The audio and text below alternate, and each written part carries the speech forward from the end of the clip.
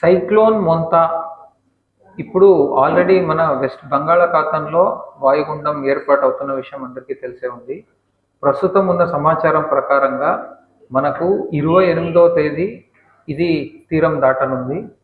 దానివల్ల మనకు 27, 28, 29 3 రోజులు కూడా కృష్ణా జిల్లాలో ఎక్స్ట్రీమ్లీ హెవీ రెయిన్ఫాల్ ఉండబోతుంది.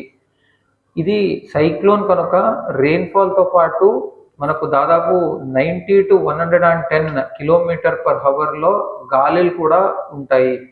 దీనికి సంబంధించి జిల్లాలో ఎటువంటి ప్రాణ నష్టం కానీ లేదా అనిమల్ లాస్ కానీ జరగకుండా ఉండడానికి అన్ని ప్రణాళికలు సిద్ధం చేసుకున్నాము.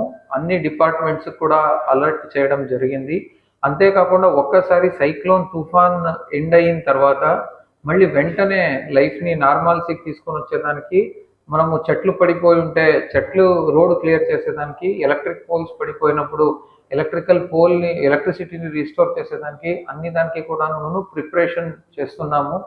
ప్రజలందరికీ నా విజ్ఞప్తి, మళ్ళీ 3 days కనుక ఎక్స్ట్రీమ్లీ హెవీ రెయిన్ఫాల్ ఉంది కనుక అన్ని schools, colleges, ITIs, degree colleges, అన్ని ఎడ్యుకేషనల్ ఇన్స్టిట్యూషన్స్కి కూడా హాలిడేస్ డిక్లేర్ చేయడం జరుగుతుంది. అంతేకాకుండా హాస్టల్స్లో ఉన్న పిల్లలను కూడా ఇంటికి పంపిస్తున్నాము. యాక్చువల్లీ వాళ్ళ సేఫ్టీ కోసం. ప్రజలకు కూడా నా రిక్వెస్ట్ ఏమంటే దయచేసి ప్లీజ్ మెయింటైన్ ఇండోర్స్, ఇంట్లోనే ఉండండి, దయచేసి బయటకు రావద్దు. మళ్ళీ కొంతవరకు మాకు గాలులు ఎక్కువైతే పవర్ అవుటేజ్ పవర్ ఫెయిల్యూర్ వచ్చే ఛాన్సెస్ ఉంది కనుక మీ ఇంట్లో పవర్ బ్యాకప్స్ ఉంటే దాన్ని అంతా ఛార్జ్ చేసి పెట్టుకోండి. ఇంట్లో క్యాండిల్స్ ఏమైనా ఉంటే దాన్ని కూడా స్టాక్ చేసుకొని పెట్టుకోండి. లైట్స్ ఏమైనా ఉంటే దాన్ని కూడా ఛార్జ్ చేసి పెట్టుకోండి. కొంతవరకు సరిపడినంత అవసరం ఉన్న ఫుడ్, ఫ్రూట్స్, వెజిటేబుల్స్, మిల్క్ ఇలాంటిది ఏమైనా అవసరం ఉన్నది సో స్టాక్ చేసి పెట్టుకోండి. అంటే ప్యానిక్ అయ్యే అవసరం లేదు, ఎవరు గాబరా పడే అవసరం లేదు. కానీ కొంచెం మనము స్టెప్స్ తీసుకుంటే మనము ఇంకా బాగా మేనేజ్ చేయొచ్చు. అంతేకాకుండా క్యాటల్ ఉంటుంది, పశువులన్నీ కూడా దయచేసి ఇంటి దగ్గరే పెట్టుకోండి. మనం ఎక్కడో వేరే చోట వదిలితే గాలివానంలో పశువులు ఇరుక్కొని ఇబ్బంది పడతాయి. సో దయచేసి ప్రజలందరూ సహకరించాలి.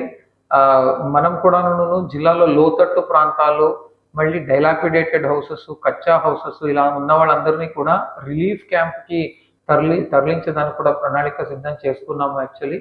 సో అలా మన ఆస్బెస్టర్ షీట్ ఇంట్లో ఉన్న, మట్టి అంటే కచ్చా హౌసెస్లో ఉన్న, లేదా పడిపోయేటట్టు హౌసెస్లో ఉన్న దయచేసి ప్రజలందరూ కూడా ప్రభుత్వానికి సహకరించి రిలీఫ్ సెంటర్స్కి రావాలి అని కోరుకుంటున్నాను. రిలీఫ్ సెంటర్లో ప్రజలకి మంచి ఎటువంటి ఇబ్బంది లేకుండా మెరుగైన ఫుడ్, మెడిసిన్స్, టాయిలెట్స్, శానిటేషన్ అన్నీ ఇచ్చేదానికి కూడా ప్రణాళిక సిద్ధం చేసుకున్నాము.